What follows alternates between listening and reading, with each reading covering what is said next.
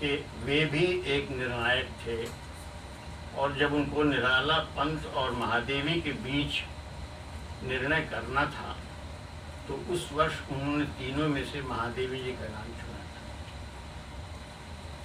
उस जमाने में हिंदी साहित्य में वही सबसे बड़ा पुरस्कार था, और पुरस्कृत होने वाले नाम भी सब उतने ही बड़े थे। उसके बाद तो फिर सम्मान और पुरस्कारों की संख्या और राशि भी बढ़ती गई है, और आप सब इससे परिचित हैं। मेरी दृष्टि में नई धारा के द्वारा दिए जाने वाले ये पुरस्कार एक विशेष अर्थ में बहुत पावन, पवित्र और शुद्ध साहित्यिक पुरस्कार जैसे हैं। ये ऐसे पुरस्कार हैं जो बहुत शुद्ध साहित्यिक भाव से दिए जाते रहेंगे, और इसी अर्थ में नई धारा का यह रचना सम्मान भी मेरे लिए एक विशेष गौरव का सम्मान है। साथ ही नई धारा के इस सम्मान का मेरे लिए कई अर्थों में विशेष महत्व भी है। नई धारा मेरे लिए मेरी एक अपनी छोटी बहन जैसी है, क्योंकि जब 1950 में पटना में इसका जन्म हुआ था, तब मैं इसके जन्मोत्सव में अपने पिता के साथ उपस्थित था,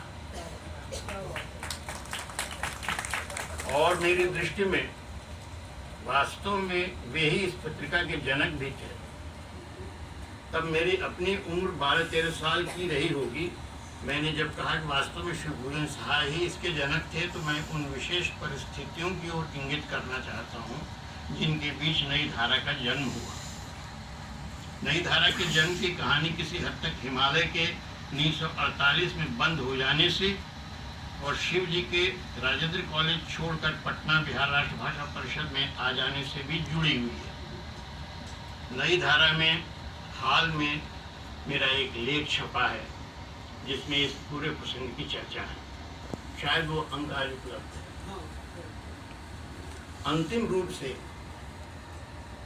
1950 जनवरी में शिव जी के राजेंद्र कॉलेज छपरा से पटना आने के पीछे का प्रत्यक्ष कारण तो उनके बिहार राष्ट्रभाषा परिषद के मंत्री पद पर नियुक्ति ही थी, लेकिन परोक्ष कारण भी कई थे, जिनमें एक था राजा साहब, राजा राजकर प्रसाद सिंह जी, बेनीपुरी जी, दिनकर जी, सुधांशु जी आदि की ये इच्छा कि शिव जी अब राजधानी के साहित्यिक केंद्र में आकर रहे हैं।